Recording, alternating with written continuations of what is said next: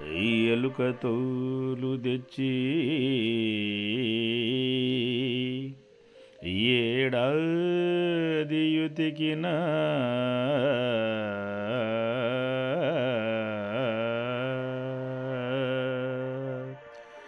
నలుపు నలుపేగాని తెలుపు రాదు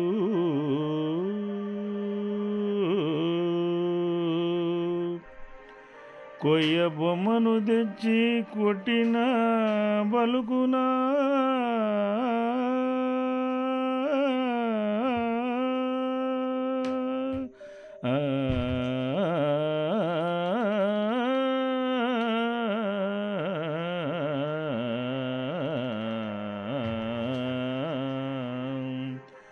విశ్వదాభిరామ వినురవేమ